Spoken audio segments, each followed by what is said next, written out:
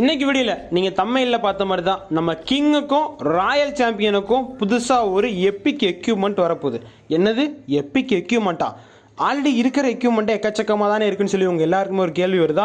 அதே கேள்வி தான் எனக்கும் வந்தது. ஆல்ரெடி நம்ம ஹீரோஸ் இருக்கு தெரியுமா எக்யூப்மெண்ட், அதே எக்யூப்மெண்ட் எபிலிட்டிஸ் நேம மாத்திருக்காங்க, பட் ஒர்க்கிங் பிரின்சிபல் அதே தான். ஸோ என்ன எக்யூப்மெண்ட் ஏது எக்யூப்மெண்ட் அப்படிங்கிறத வீடியோ பார்த்து தெரிஞ்சுக்கலாம். வீடியோக்குள்ள போறதுக்கு முன்னாடி நம்ம சேனலுக்கு யாராவது புதுசா இருக்கீங்கன்னா மறக்காம சப்ஸ்கிரைப் பண்ணி பெல் ஐகான் ஆன்ல போட்டுக்கோங்க. அப்பதான் சிஓசி ரிலேட்டட் நம்ம போற வீடியோஸ் எல்லாமே உடனுக்குடனே உங்க நோட்டிபிகேஷன்லாம் வந்து சேரும். இது இல்லாம உங்க ஃப்ரெண்ட்ஸ் யாராவது சிஓசி ப்ளே பண்ணிட்டு இருந்தாங்கன்னா அவங்களுக்கு இந்த வீடியோ ஷேர் பண்ணி விட்டு இந்த வீடியோ கண்டினியூ பண்ணுங்க. வாங்க வீடியோக்குள்ள போலாம். Hello middle classes, welcome back to my channel. நான் உங்க நவீன்.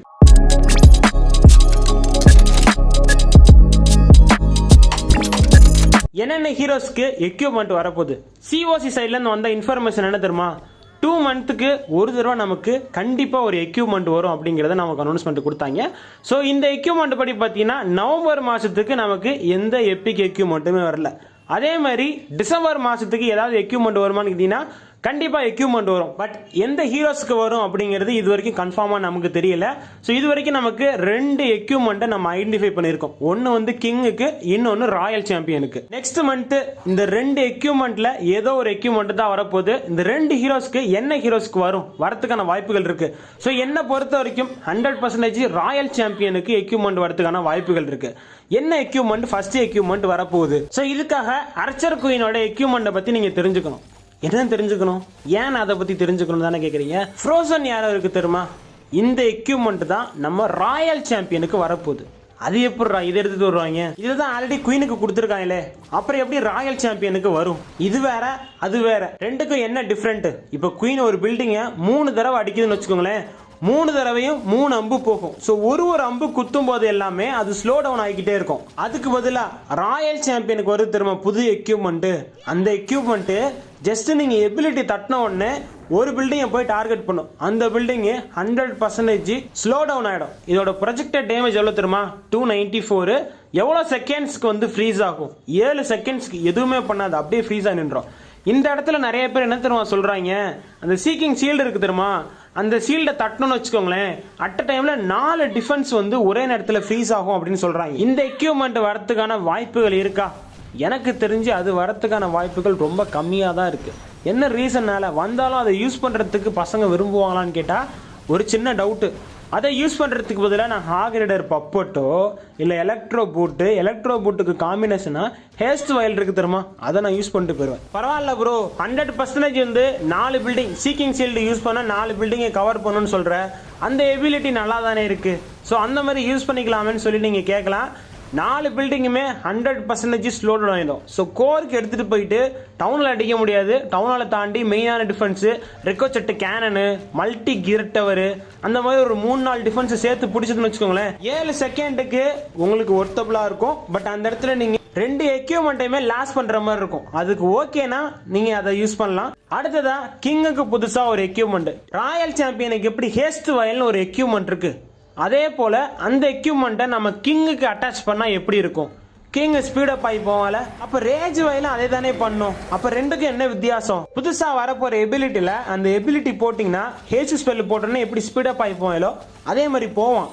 பிளஸ் அட்வான்டேஜா வாழை ஜம்ப் பண்ணி போவான், அது ஒரு அட்வான்டேஜ். ரேஜ் வயல் யூஸ் பண்ணா ரேஞ்ச் ஆவான், லைட்டா கொஞ்சம் பெருசான மாதிரி தெரியும், அடி எல்லாமே பயங்கரமா விழுகும்.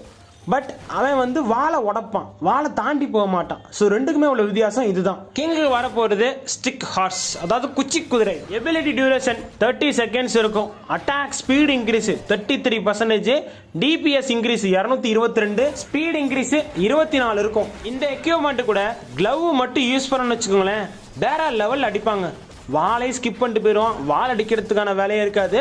ஸோ கிளவ் யூஸ் பண்ணும்போது ஆட்டோமேட்டிக்காக வாழை ஸ்கிப் பண்ணி போய் அடுத்த பில்டிங் அடிப்பான்.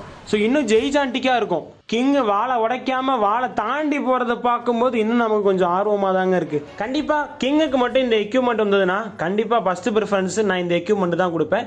அப்ப ஸ்பைக்கி பால் எர்த் குயிக் பூட் அதை ஸ்கிப் பண்ணிவிடுவோமான்னு கேட்டீங்கன்னா அந்த 2 எக்யூப்மெண்ட்டை ஸ்கிப் பண்ணிட்டு, அப்படி இல்லைன்னா எர்த் குயிக் பூட்டை ஸ்கிப் பண்ணிட்டு இந்த எக்யூப்மெண்ட் போயிடுவேன். ஸோ இது ரெண்டுல எது பெஸ்ட்டாக இருக்கு அப்படிங்கிற கம்பேரிசன் நம்ம இது வந்ததுக்கு அப்புறம் போட்டு பார்த்து தான் தெரியும்.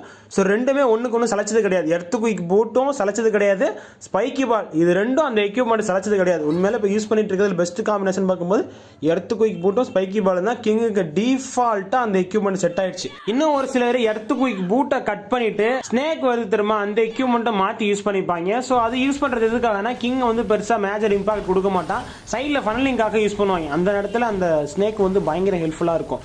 ஸோ அதனால் அந்த எக்யூப்மெண்ட் யூஸ் பண்ணுவாங்க. ஒரு சிலர் வந்து ஆல்டர்னேட்டாக யூஸ் பண்ணிட்டு இருக்காங்க.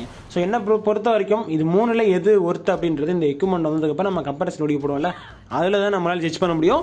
அது வரைக்கும் எதுவுமே நம்மளால் சொல்ல முடியாது இது பெஸ்ட்டு அது பெஸ்ட் அப்படின்னு சொல்ல முடியாது. வரும்போது பார்க்கறதுக்கெல்லாம் நல்லா தான் இருக்கும். ஆக்சுவலாக வந்ததுக்கப்புறம் நம்ம கம்பேர் பண்ணி பார்க்கும்போது தான் அதோட ரியாலிட்டி என்ன அப்படிங்கிறது தெரியும். ஸோ இது சிஓஸ்ல வந்த இன்ஃபர்மேஷன் கேட்டிங்கன்னா சிஓஸ்ல வந்த இன்ஃபர்மேஷன் தான், பட் லீக்காக வந்திருக்கு. ஸோ இது கன்ஃபார்ம் அப்டேட்டாக நமக்கு தெரியல. பட் இது ரெண்டில் ஏதோ ஒரு எக்யூப்மெண்ட் தான் நமக்கு நெக்ஸ்ட் மந்த் வரப்போகுது அப்படிங்கிறது தெரிஞ்சு போச்சு. பட் இது ரெண்டில் எந்த எக்யூப்மெண்ட் அப்படிங்கிறது கன்ஃபார்மாக இது வரைக்கும் நமக்கு தெரியல. இது ரெண்டும் வரலாம், வராமலும் போகலாம். வர மாதிரி இருந்தா இந்த ரெண்டு எக்யூப்மெண்ட்டை பற்றி நீங்கள் என்ன நினைக்கிறீங்க? இந்த எக்யூப்மெண்ட்டை பற்றின உங்களோட கமெண்ட்ஸை மறந்துடாமல் கமெண்ட் செக்ஷனில் பதிவு பண்ணுறேங்க. ஓகே மிடில் கிளாஸஸ், இன்னைக்கு வீடியோ அவ்வளோதான். இந்த வீடியோ பிடிச்சிருந்தா மறக்காம லைக் பண்ணி ஷேர் பண்ணி கமெண்ட் பண்ணி ஸ்கிரிப்ட். தேங்க்யூ ஃபார் வாட்சிங். Love you all. Take care. Bye. நாளைக்கு இந்த வீடியோவில் மீட் பண்ணலாம். மறக்காம சர்ப்ரைஸ் பண்ணுங்க. தேங்க்யூ.